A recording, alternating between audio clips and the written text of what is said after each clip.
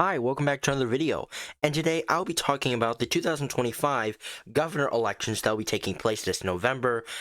These are videos that I do monthly, every once a month, where I talk about, where I think the trends are now, which race do I think is getting closer or not so close, fun stuff like that.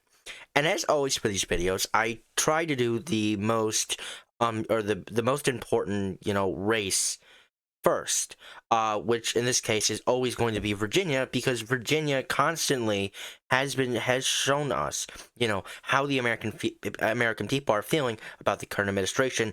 As I've shown in previous videos, we saw in 2021 for the Biden administration when the people of Virginia voted Glenn Youngkin by almost 2 points, who was Republican and who is still the current Republican governor. So we're probably going to be seeing that next year, and it's why I have constantly said that I do not believe Virginia will probably be close. I don't believe.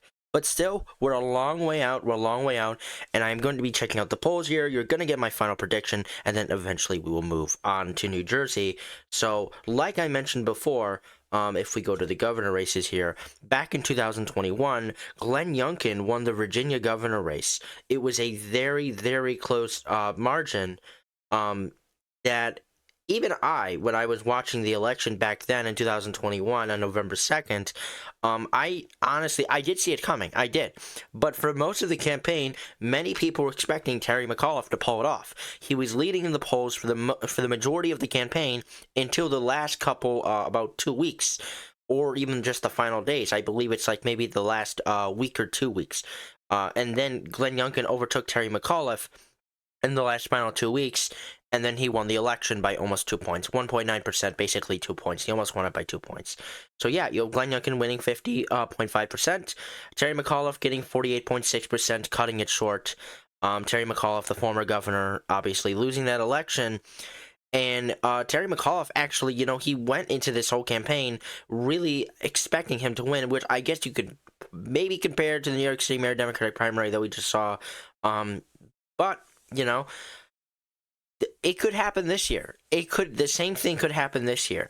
And it's why I always try not to say that, it's a guarantee that Spanberger is going to be winning this race, or Sears is going to be winning this race, because we still have months and months and months of campaign to do, and you never know what's going to happen.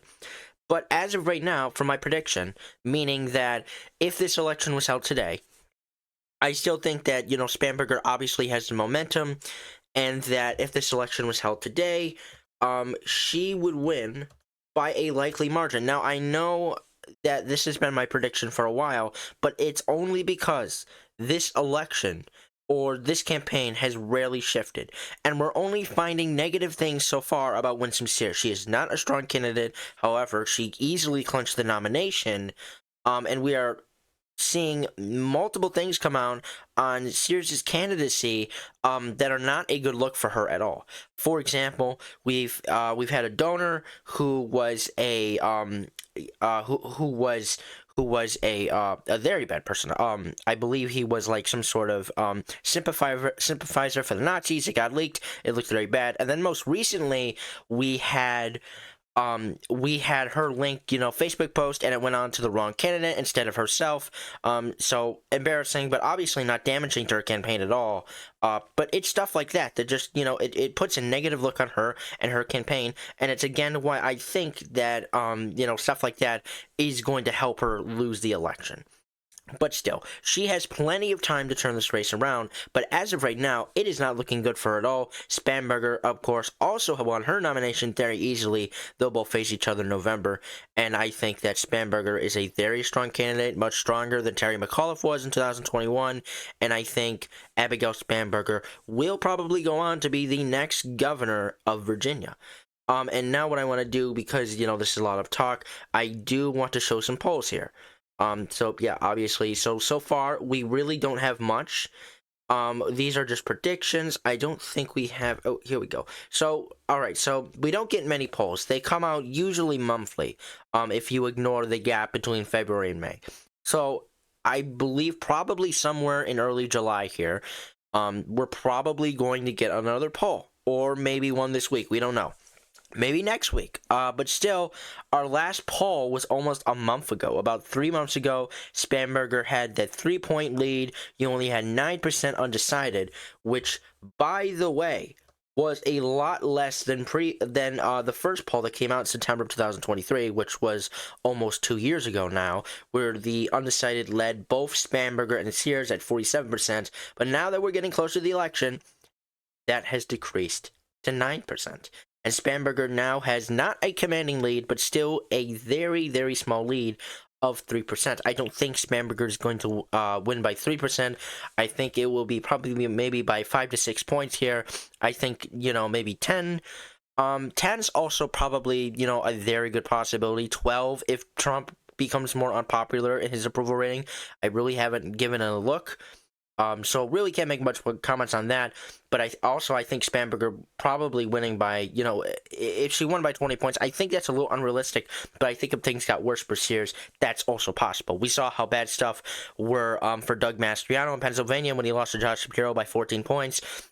We've seen other candidates who have lost by complete landslides, so I would not put it past by Abigail Spamberger to win very comfortably.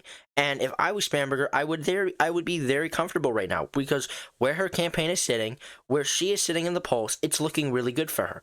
And unless these polls are completely inaccurate, all these polls that have shown Spamberger up ahead of Winsome Sears, unless they are inaccurate, and unless Sears somehow has a nomination, which I heavily doubt. I could be wrong, and so could many others. But I doubt that is going to happen.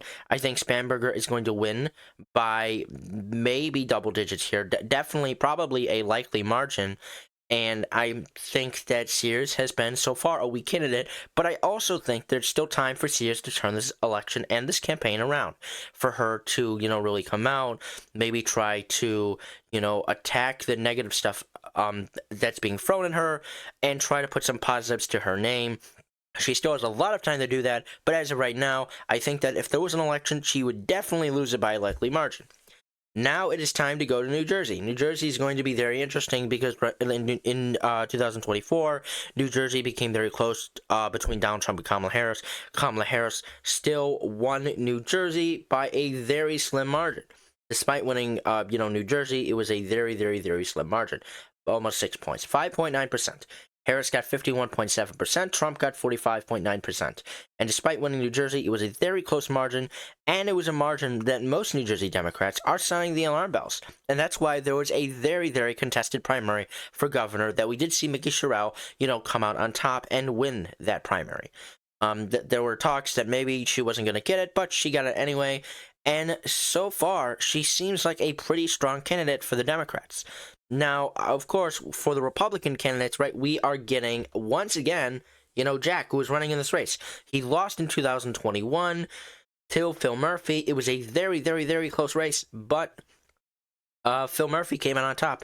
He defeated Jack by only 3 points, and I assume that 3-point margin, that very close margin, is what is inspiring Jack or influencing Jack to run again for governor.